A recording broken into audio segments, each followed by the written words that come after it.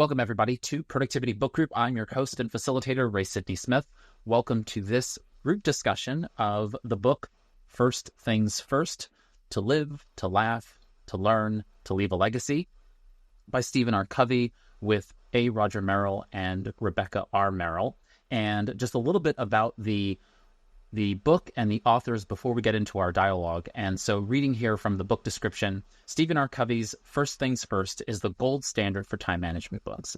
His principle-centered approach for prioritizing gives you time management tips that enable you to make changes and sacrifices needed in order to obtain happiness and retain a feeling of security. First Things First takes Dr. Covey's philosophy and includes easy-to-understand concepts like getting more done in less time, develop and retain rich relationships, attaining inner peace, creating balance in your life, and putting first things first. So with that, the author, Dr. Stephen Covey, with Rebecca and Roger Merrill, they wrote the First Things First book.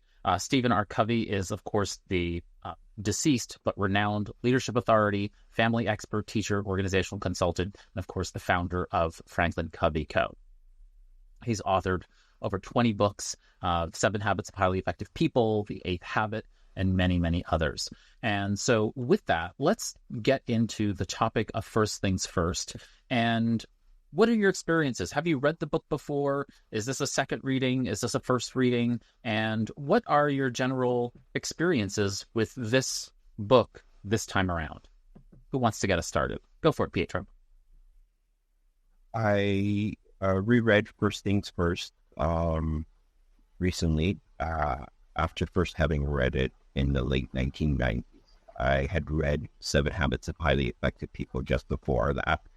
And that was also in the late 80s. I was surprised at how much I forgot about the book and how much of an impact it had on me close to 25 years ago. As I was reading the book, given now that I'm familiar with David Allen's works, I just recently finished the topic habits in the last little while. I've noted that there are things in David Allen's work, in James Clear's book, that harken back to Stephen Covey's writing. So, for example, in a topic habits, James Clear gives examples about, a plane being on course to a particular destination, but if the measurement is like just 1 degree off, the plane is gonna go off course, and that, of course, is mentioned in First Things First. James Clear talks about tiny improvements. He gives the analogy of a bamboo tree, not growing, until, is it 5 years later, and then all of a sudden it shoots up, 60 feet in days. That's also in First Things First. I don't think it's a coincidence that David Allen recommends that you do your Getting Things Done a weekly review of 30 minutes. That's what Stephen Covey and his co-authors suggested in First Things First, and fairly certain that's what Stephen Covey recommended in 7 Habits of Highly Effective People. Other than that, I'm not sure how many people get their weekly review done in 30 minutes. Yeah, yes. Well, that's why the wrap parties are scheduled for 2 hours. I think the only other things that I'll mention is that, in my mind, putting the big rocks in your calendar is akin to David Allen's emphasis on projects and advancing your projects, maybe at least one next action, at a time, week by week, because, if you see yourself in a particular role, for Stephen Covey and the Merrills, you're going to focus on what are the big important projects in my life and how is my advancing these projects step by step, day by day, week by week, going to result in high leverage, high quality results in your life. So I like the idea of scheduling important projects in your day, in your week, in your month, in your year. I know that David Allen says to do that in your calendar, just put time specific, date specific, events in your calendar. Like I've been leaning more toward trying to put time blocking, as a strategy for structure. And I would, and especially my week. Right, and I would say that I don't think David Allen says that. I think people misinterpret David saying that nothing goes into your calendar but the three items, appointment-based items, time-based tasks, and reference-based tasks on a day. But then he also makes the very clear presumption that he doesn't know your world, and so you need to do what works for you, right? So if that time blocking is working for you, PHO, or anyone else listening, absolutely do it, right? Like that's the idea of best practices for the people that David helps in his business does not mean that same best practice is going to work for you. And so I think that, just because I think some people take Canon GTD and maybe are a little too aggressive with it. But really, if your big rocks are there, a la first things first, and you need to represent them in time space or space time by virtue of a calendar or something else like that, absolutely do that. Frank, what are your initial impressions of First Things First? Well, I had read the book many years ago when it first came out. I thought it was kind of neat to see one of those habits being taken out and a book made, but because to me it was like, this is sort of the way to get all of the other habits to happen when things are scheduled. And this was the true plan for how to make the things, kind of the getting things done before there was a getting things done.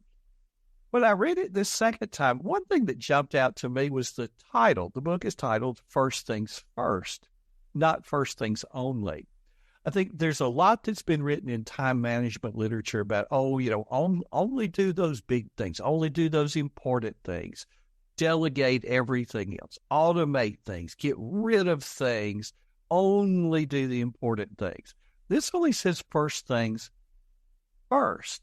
Somebody's still got to empty the dishwasher, and that somebody just may be me. It's not a quadrant one. It's not. Or, where does the thing fit?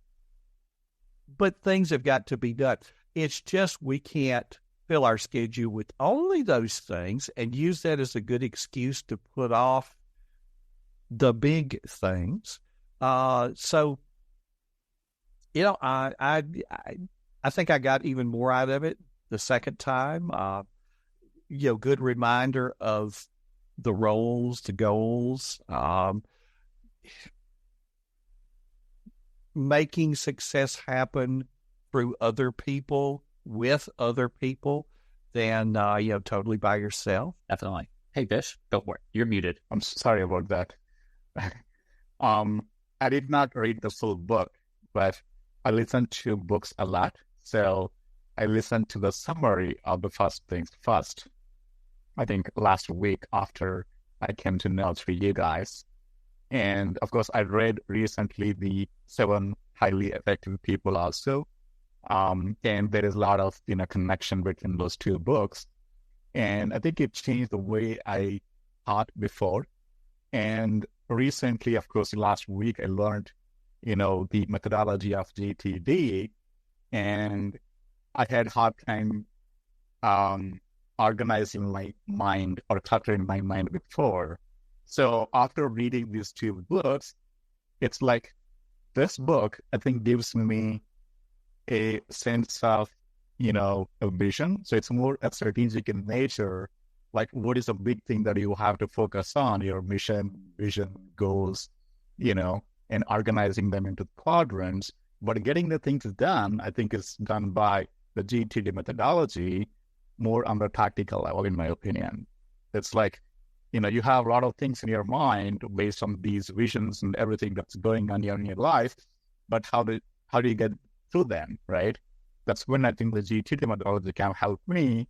So then I started kind of organizing, my own, things, into to-do lists and everything, and started like getting rid of, things from my mind to the list. And then, hopefully it will help me in the short term as well as in the long term. I couldn't agree more, Bish. I came to that same conclusion. I was a Stephen Covey acolyte for many, many years. I still am. I absolutely adore Covey and his work.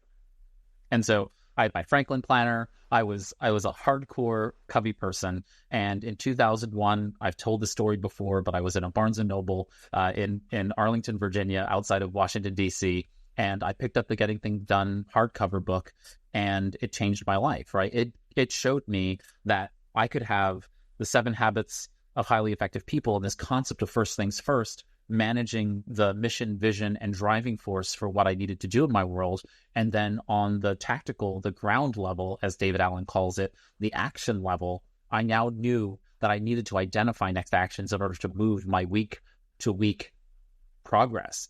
And Dr. Covey and the Merrills had kind of opened that up, but they really hadn't fleshed it out in the same way that David had on that real tactical level. I will always and will continue to keep doing this, which is to recommend that if anybody wants to figure out those upper level, high level pieces, to check out The 8th Habit by Dr. Stephen Covey. The 8th Habit is that real macro level work that needs to be done. And if you can do that work in line with the 7 habits, it really brings those pieces together, including first things first, and really helps us to understand how to make our lives more meaningful in a way that endures, in a way that's indelible to our, eudaimonia, really, not just happiness, but eudaimonia. And so I really, really appreciate first things first for what it did for me. Back in 96, when I picked it up for the first time as well, it was already a material that I had absorbed through reading the 7 habits. And this reading through was a reminder, a refresher. It was refreshing in a lot of ways to read it again, and to also recognize the areas where Covey and the Merrills faltered in maybe some of the pieces in my mind. Maybe they aren't in anyone else's. But for example, they talk about the 4 quadrants. The important urgency quadrant, or what I call the Merrill-Covey matrix, not the Eisenhower matrix, but the Merrill-Covey matrix I think, is the appropriate name because it gives the people who created it credit. Dwight D. Eisenhower did not create the matrix.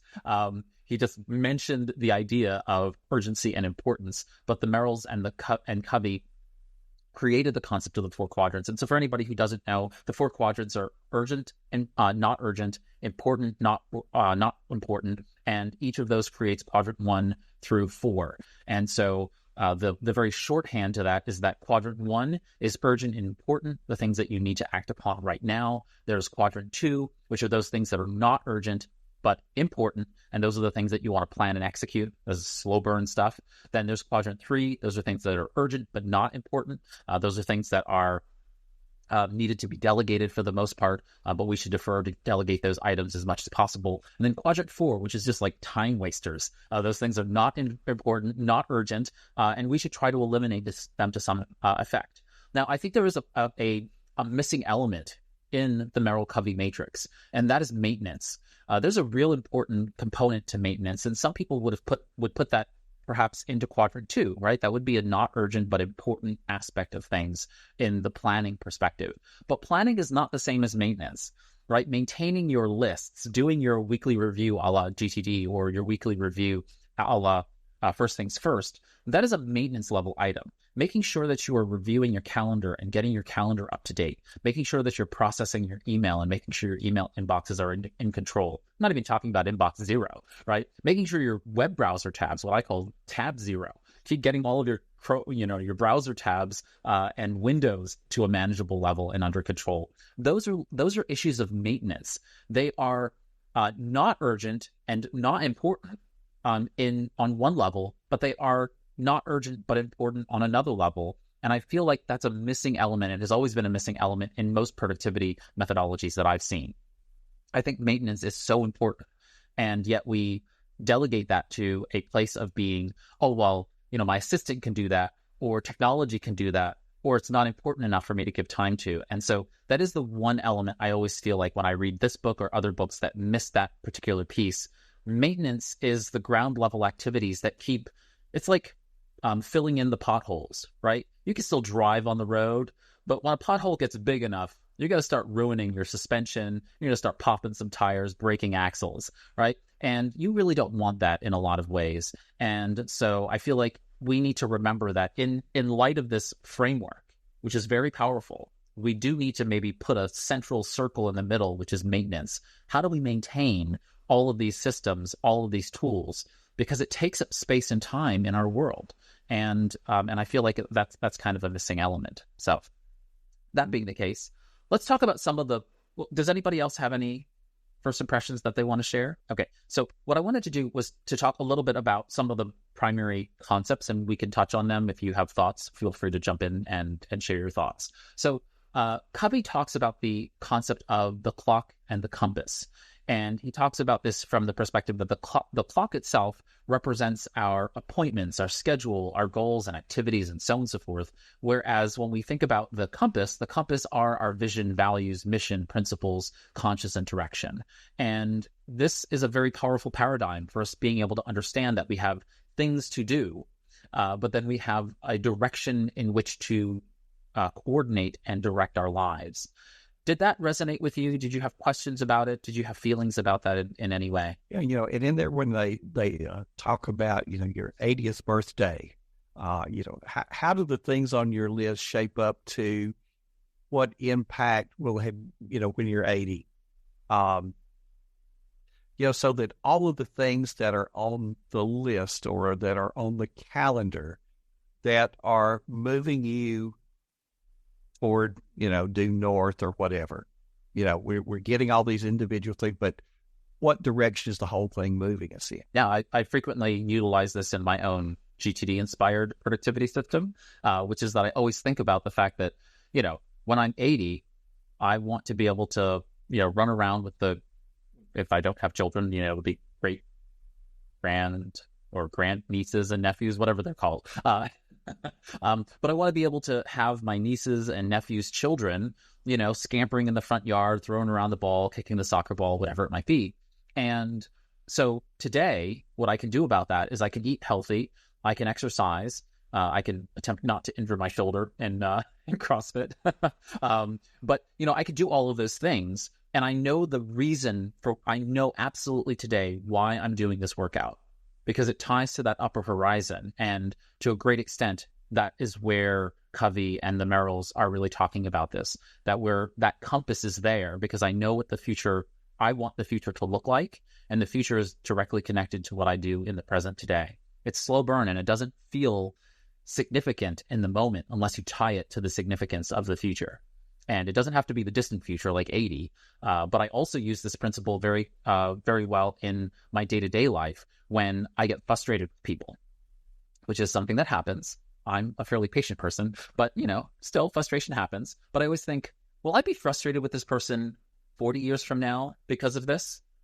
The answer is frequently no. And 40 years is just the right amount of timeline for me where I'm like, oh yeah, this is an ephemeral issue. And I can just ignore it. It's not going to be an issue. But if I say, you know what, the way in which this person has disrespected me, or the way in which this person has abused someone in my world, or something like that, that will resonate with me in a very long period of time. This person I need to take action here. I need to do something about this. Perhaps removing the person from my life being the most aggressive, but maybe at least having a conversation with them at the least and saying, hey, this really harmed me or people that I care about.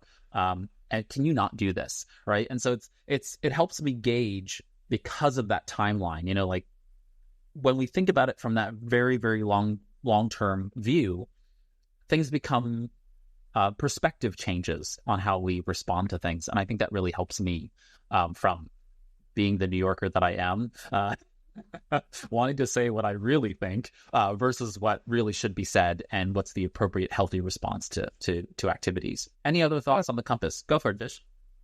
I thought you live in Pittsburgh, I think, based on the information on the website. Say that again? I thought you live in Pittsburgh, Pennsylvania, not in New York. Yeah, I'm from Brooklyn. I live in Pittsburgh. Gotcha. Yep. So I'm here in Pittsburgh, Pennsylvania. So we got a few other Pittsburghers around as well. So just talking about the clock and the compass. I think the way he says actually is the clock is the efficiency and the compass is the effectiveness, right? I think you have to kind of find the right balance to really see where you're going. I think that's kind of the idea I got from the book. Absolutely. Yeah. He very much explains that concept. And, this leads into, you have this split paradigm between the compass and the clock. And then he goes into the 4 quadrants by explaining the concepts of the 4 human needs. And the 4 human needs is the subtitle of the book: to live, to love, to learn, to leave a legacy. And so, obviously we have the physical need for food and shelter and clothing and so on and so forth, kind of Maslow's hierarchy of needs. At the bottom of the typical analogous pyramid, we have those base needs for food, clothing, sex, shelter, and so on and so forth. Then we step up a level to love. That's the social need. And so all of those social aspects, we then are talking about leveling up to the mental needs of learning and growth and development. And then, of course, at the very top of the apex of his pyramid concept or his 4 needs is that spiritual need, that desire to create meaning and purpose. And so he takes those 4 needs and he translates them to the quadrants in terms of this importance and urgency. I say they because it was Covey and the Merrills who developed that concept. And so they kind of bundle those pieces together so that you're able to focus your energies both on the 4 human needs, but also the 4 quadrants being a place where you can place them at any given time, and that they change, right? So I typically use this as a pie analogy. Or if we have these various needs in our life, we have various categories of life domains, whatever you want to call it, you have the ability to basically expand and shrink the parts of the pie as your life changes, right? So at some point, maybe your spiritual needs will grow. At maybe some point in your life, your spiritual needs will become more efficient and therefore take up less of your time and attention, your focus. And so it's not that it's less important. It's just that you don't need to give as much time to it. So like, say, for example, if you're like, I don't know what religious belief I am, you're going to spend a lot more time trying to figure that out, doing the research and looking at different religions around the world and whatever else. And then you might decide on one and say, I'm going to be Episcopalian, right? And so then you go to an Episcopal church like Frank does, and you're going to then going to just go to church every Sunday, and do your thing. And it goes on kind of autopilot. And that's the thing about life, is that we're going to have to take an inordinate amount of time at some point to highly focus ourselves on efficiency and effectiveness in that space. And once it becomes highly effective, it actually becomes also much more efficient. It takes up less of our focus and time and energy, and therefore it takes up a smaller piece of our time pie. But it doesn't necessarily mean that it's less important. And I think that comes through in the book a lot, and I think that's really helpful for us to take to heart. Did anybody have any additional thoughts there regarding the 4 quadrants or the 4 human needs? Did that touch you in any way that was interesting or novel? Go for it, Pietro. Great. You first mentioned the clock and the compass, and I didn't know whether you wanted to get into a discussion about Stephen Covey and the Merrills. Explication of using our conscience to guide us in a number of respects, not the least of which is determining what you're going to get done in your life. So I enjoyed the book. It took me a long time to reread. I was averaging about only 20 pages an hour. And it's because I really, really wanted to integrate what it is that I was reading. I don't know about the others in this group who read the book, but what I found easier to read were the anecdotes. Whether they were about working with clients, whether they were about home life and dealing with children. But at the risk of being provocative, I found some of these anecdotes contrived. So in the book, there are two anecdotes that gave me pause. One was where Stephen Covey was on a university campus, and I believe he was at a frat house. And he was talking about the importance of using conscience to make moral decisions, for example. And he asked people just to be quiet and to think about a particular issue without mentioning what this issue is. And miraculously, he was able to sway, one particular young man and other people in the room to realize that they no longer thought the same way they did on a particular issue than they did in the beginning. I'm not saying people can't be persuaded, even college and university students, but the reality is that, young people in America who are in universities and colleges really are the way of the future, and they are listening to their conscience, and they do espouse values that run counter to conservative values, let's say, in the rest of the country. Second anecdote was one about third alternative solutions, and Stephen Covey was present with 200 NDAs, I believe it was, and the issue was abortion. And again, he wanted the two sides, in this issue, to think about what the other side thinks, put yourself in the other person's shoe. So we don't know the gender of both representatives because he wanted two people in particular, but he does mention he as being the gender of or male or the biological sex of one person arguing. And I'm thinking to myself, abortion is such a hot button issue, especially now in the United States. And I don't think he and his co-authors even thought to themselves, well, maybe this isn't a great example because they don't even mention a woman being one of the two representatives of the two sides of the issue. And so, look, I understand that there are things that work when it comes to managing your time and producing high quality results. And obviously listening to your conscience is important because, you'll use it to figure out whether you're going to waste your time on frivolous, mindless activity, or you're going to spend it in quadrant 2, for example.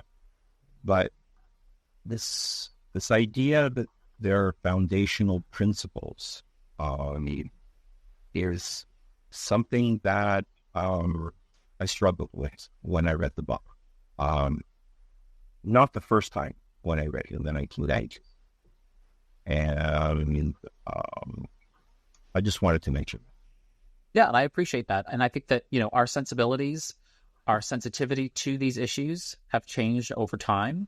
More of the population is aware of some of these issues than they ever were in the past.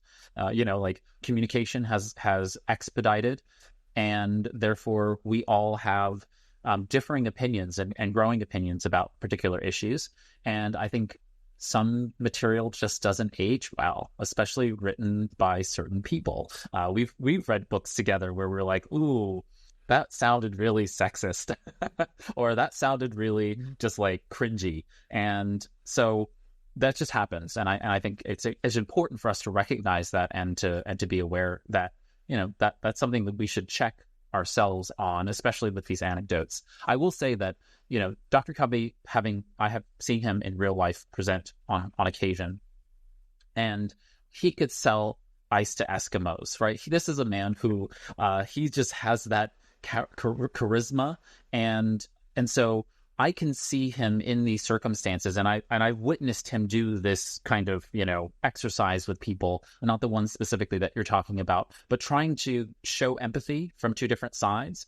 He clearly had a hand in the Harvard negotiation project materials and learning about them and talking about synergy and working people toward a third alternative, and the idea of zone of possible agreement, of the ZOPA concept within the Harvard negotiation project. So he had a lot invested in helping people understand that.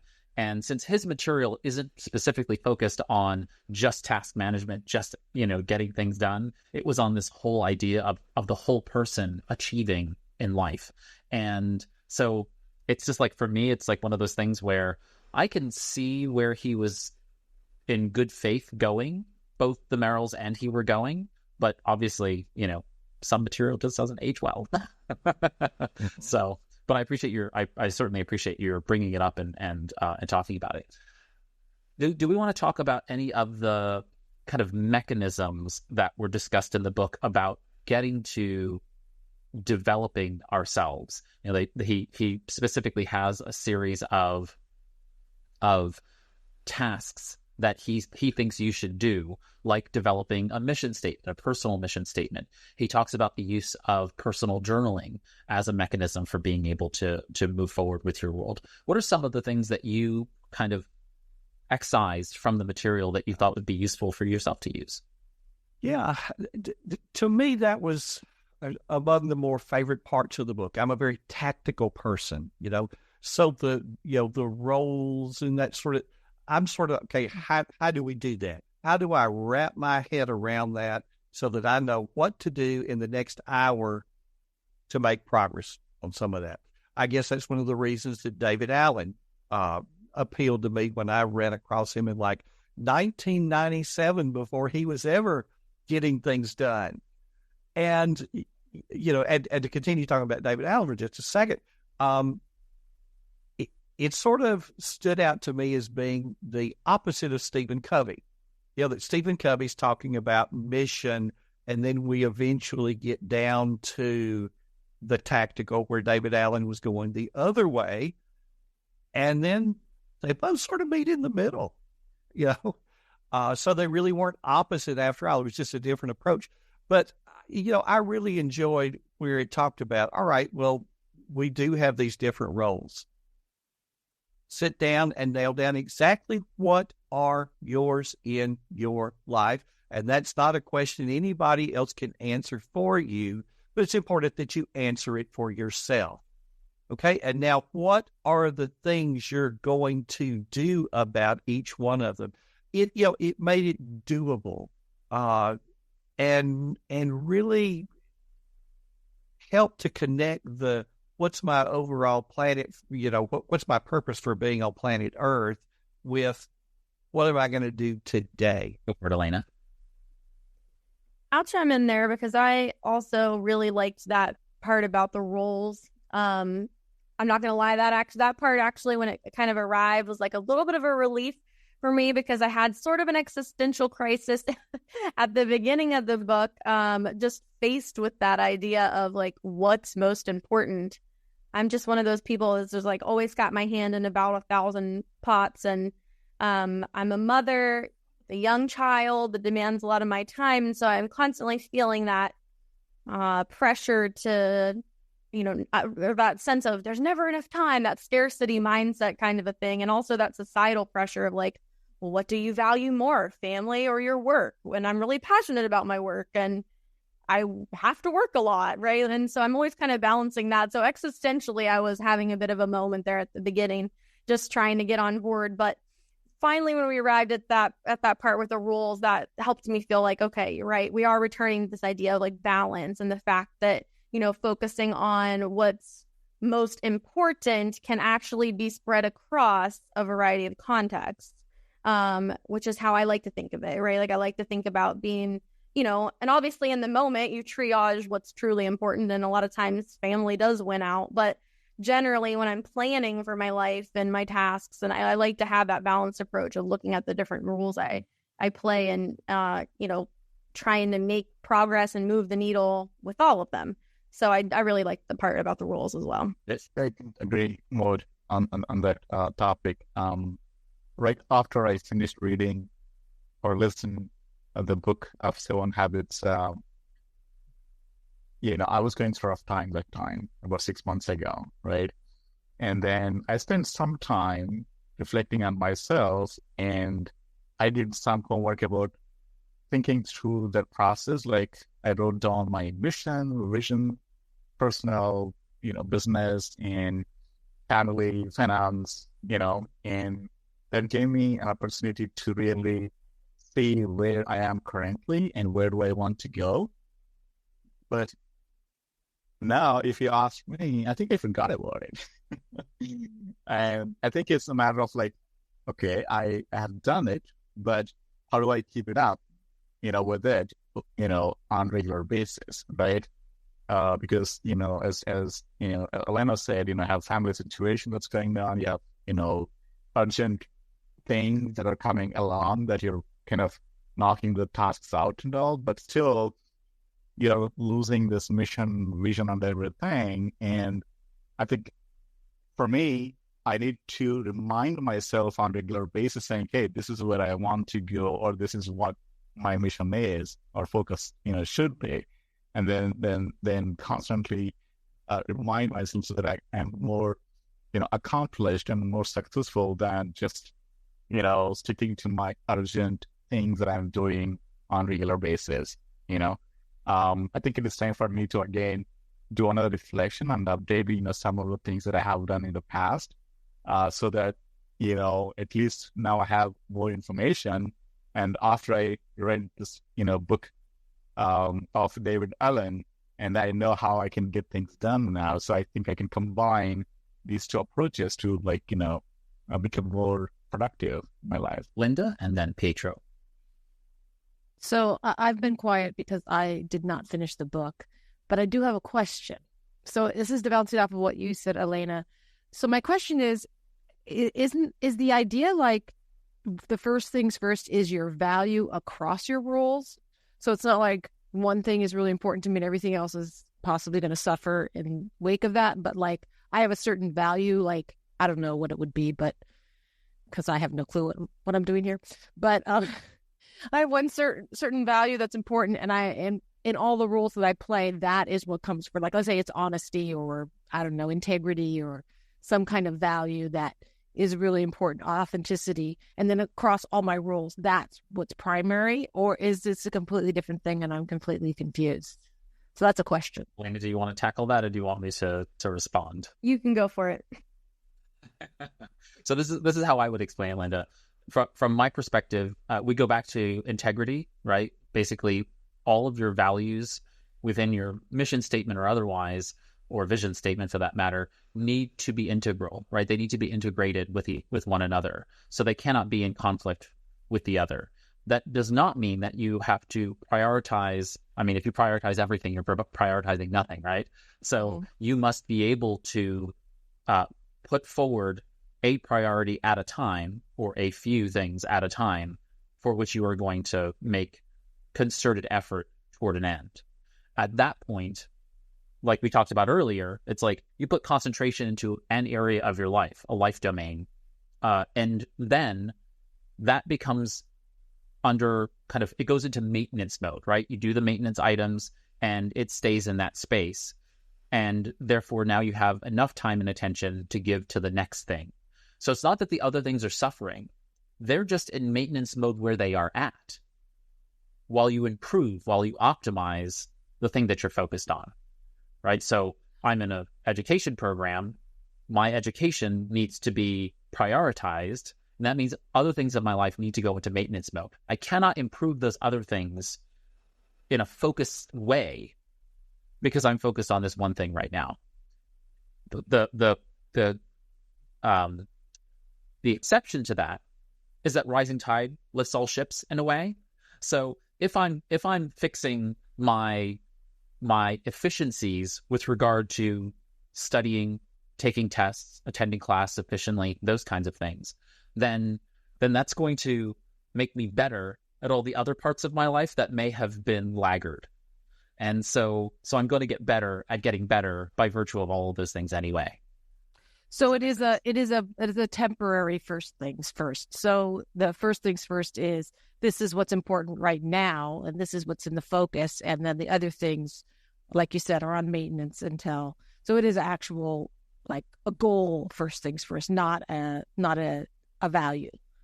Yes, and that's where my whole concept of a major projects queue came up. So the MPQ concept, and for anyone who wants it, I can share it. But the major projects queue was that I saw my clients consistently doing too much at once, and I didn't want them to think that these major projects in their world, right? These are not just like 3 action items. That's just like, I have 3 next actions and then the thing's going to be complete. It's like I have a major project that has its own individual projects with lots of milestones, and it needs to be done, but I have 4 other major projects ahead of it. So we need to put this somewhere so that I'm not losing sight of the fact that these are important to me, but I'm deferring them to later. I just happen not to be focused on them right this moment. And the critical piece is that we identify the condition precedent for activating that next major project. So we are always in a view that as soon as this thing happens, this next major project comes onto the deck as an active project. And so you're not losing any sense of its importance to you because you know when it's going to be activated, and you can reduce your stress or distress because you're not constantly pinging and dinging your conscious mind about that project, because you have a place to park ideas, you have a place to put all those notes and reference items when they come, and then you can come back to it at a later point. That all came from this notion that there's a point in time where you do have to park what you're doing, put it in maintenance mode, and really move forward on the things that you need to focus on, or put it on hold. Yeah, that's basically what. I mean, it's basically you're putting pause on it. While you were talking, Elena, the thing that came up for me was Leonardo da Vinci, who I think accomplished a lot, but had a lot of unfinished things, right? And took a lot of time. I don't know, what is it, 12 years it took for the Mona Lisa or something, but I assume he probably intermittently worked on that, right? He focused on it and then got tired of it and moved on to something else and came back to it, So like that kind of what you're saying, Ray, if your life is about being a Renaissance person, you can still do what you're talking about. It's just you're putting things on hold as opposed to necessarily accomplishing everything all, and then moving on to something else. Okay, thanks. Yeah, Quiet. Wonderful. Yes. And I think there's a lot of wasted motion. When you've got too many things going on at one time, the moving back and forth, and where are we on this thing, and where are we on that thing, and other people aren't seeing the results. They're seeing you be very, very busy, but there don't seem to be any deliverables. Where if you can move one thing to the finish line and then concentrate on something else and move it to the finish line, or take a few number of things and really, get those done so that they become valuable to other people. The Mona Lisa is of no value to other people until it is finished and it is put out there for others to enjoy. And he could have gone ahead and done that and then go on to something else. Well, we'll argue there's a lot of unfinished work in museums that people, things that have been left unfinished.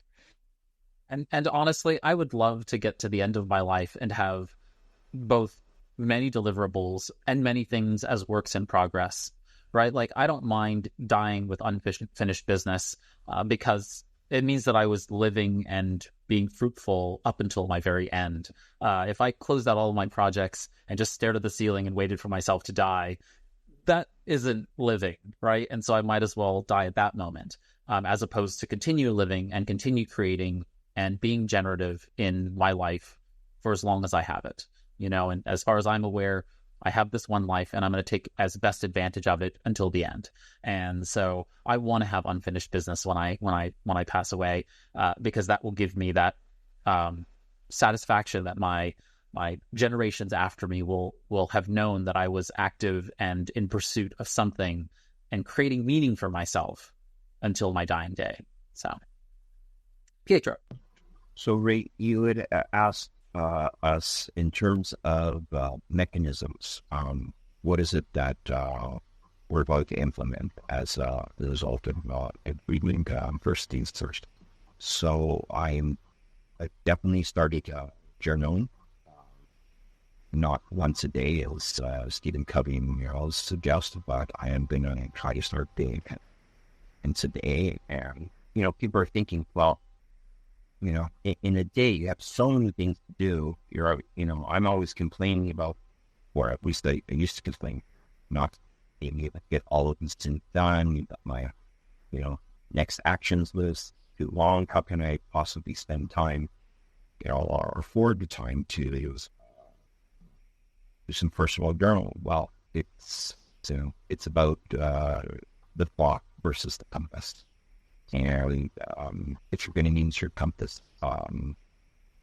actually exercise the use of the compass. That means you are going to set a time aside some personal journaling. And I think as a result of doing that, let's say it's first thing in the morning or, at the end of the day, you realize that it's something that is really important. Really putting yourself first. You're putting journaling first, and you're going to have a different perspective about, all of those items that are on the next action list toward. In terms of using a plan or some type of organizer for your to-do list, your next actions, I'm surprised when reading first things first about how often Stephen Covey is interrupted during. And the point I wanted to make is that, Ray, that, I'm a hybrid paper planner user, Doodle user. So I use a paper planner, is Doodle and the digital task. If I were to be interrupted about Stephen Covey was during the day and would have to erase or cross out stuff that I had in my paper planner because, someone came to me, with a problem, and that's going to impact me because I'm supposed to be doing this. It's in my paper planner with the big rocks in there, and now I have to move that. I would find that very, very frustrating. And it goes to the point about the strength of digital calendars and task management applications, whether we're talking about mobile apps or something that we can use, in your browser, web interface. It's really easy to move things around, right? And be able to see clearly, what it is that you still want to do. But you have to different but we have to like happy this time. That said, I know that the Franklin Covey book imprint, like publications, the planners, the organizers, I think that's sort of separate from, the main goal of Franklin Covey organization today. But, does the organization still want people to buy Franklin Covey planners? I think what they should do is, and I think they made earlier attempts, I think what they should do is they should develop, an app for the Franklin Covey planner so that people can use it digitally.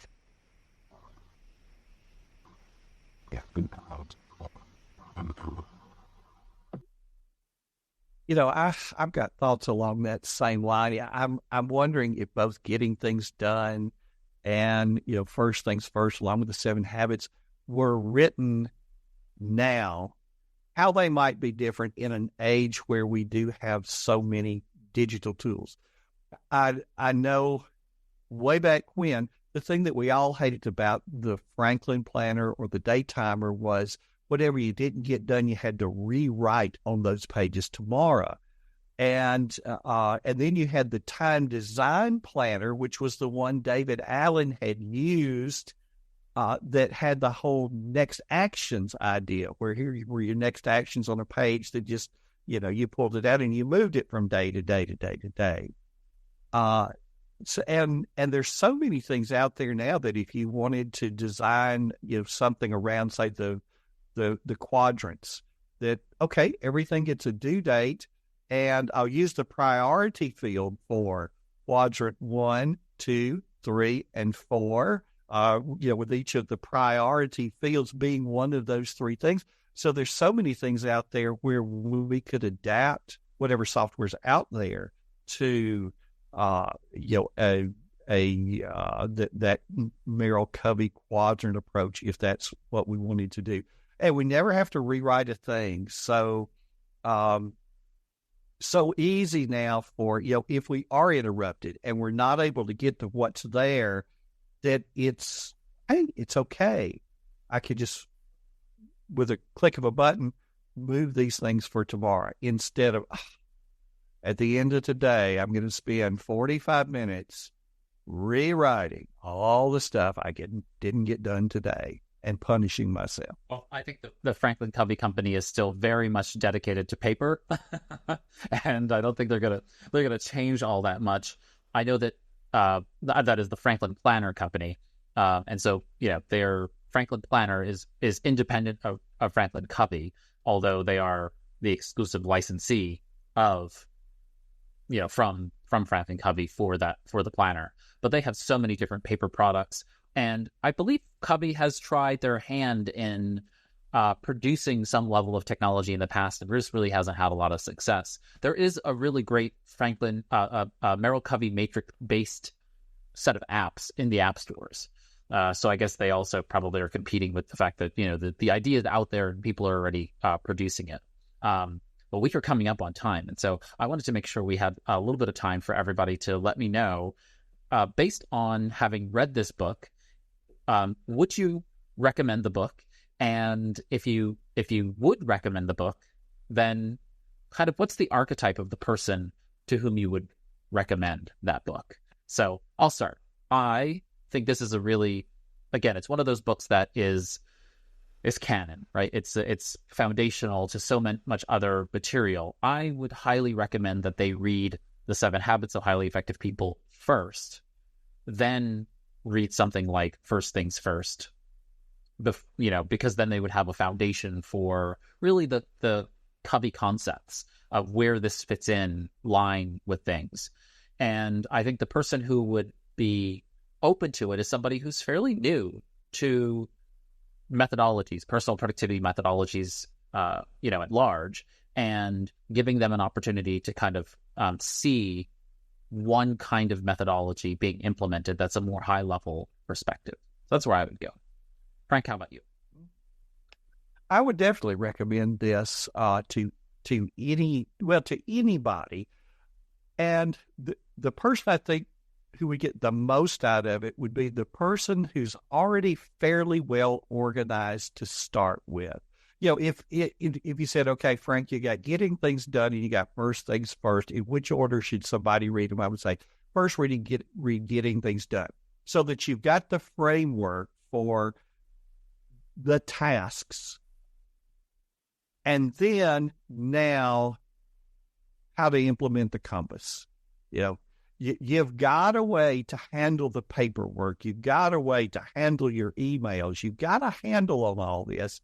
Now let's move it toward the why and what's the purpose of my life. So I think that person would then be able to read about a mission and, my overall values and go, I now have a way to connect all the little things I'm doing during the day what's the old quote about if doing keeping your eye on the small things while you're doing the big things, or keeping in focus the big things while you're doing the small things, so that all the small things go in the right direction. I know I still didn't get that quote exactly right, the old D Hawk quote, but I think having sort of the getting things done tactical approach first, then this other makes so much more sense in terms of I can actually do this.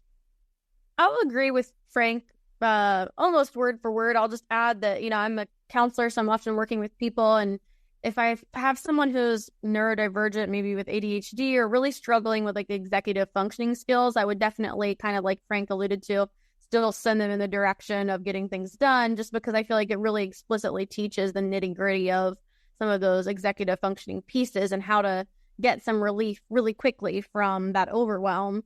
But if you have somebody who's maybe dipping their toes into personal development or productivity and just trying to maybe look at the bigger picture, and also maybe really focusing on what to do next, right? Like that engagement piece of GTD, what to choose. This really expands upon that. Fantastic.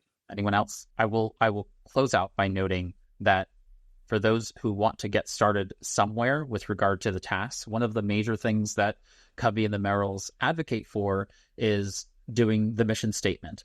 And there is the mission statement builder at msb.franklincovey.com, and I'll put a link to that in the show notes. But that is a tool you can use. It helps to build a personal mission statement. You can build a team-based mission statement, and you can also build a family mission statement, all for free, utilizing the MSB tool there on franklincovey.com. So it's a really great option and addition. And so with that, I want to thank all of you for joining me here for this conversation. This has been a lot of fun. And with that, this brings us to the end of our book discussion of First Things First, To Live, to Laugh, to Learn, to Leave a Legacy by Dr. Stephen R. Covey and Roger and Rebecca Merrill. A few comments and announcements before we end this episode. One is that we host these quarterly live discussions of personal productivity books, just like the one we just discussed. And of course, you're invited. Simply head over to productivitybookgroup.org and visit the upcoming books page for details. You can also go to productivitybookgroup.org/community, and you can join our community inside of Personal Productivity Club. And there inside the community page, you'll see the event with all the details to be able to both engage in conversation before, during, and after the live call, but also the details to join us for the live call. On the upcoming books page as well, there is a handy little Google Calendar, so you can subscribe to it, and you can subscribe from Outlook, all the other calendars, and just grab the URL. That's the subscribe link, and you can put that in your own personal calendar, Apple Calendar, Outlook, or otherwise. And then we'll automatically put those events into your calendar when they're published. Also on productivitybookgroup.org, you'll find all of our past book discussions, our summary review episodes, our author interviews. They're all under the episodes tab in case you can't find a specific episode in Productivity Book Group inside of your podcast app of choice. So feel free to go ahead and share Productivity Book Group with your friends and family. We always love to have new listeners and, of course, new readers in the fold. And so with that, I'm Ray Sidney-Smith. Thank you, everyone, for listening to this episode of Productivity Book Group. Here's to your productive life.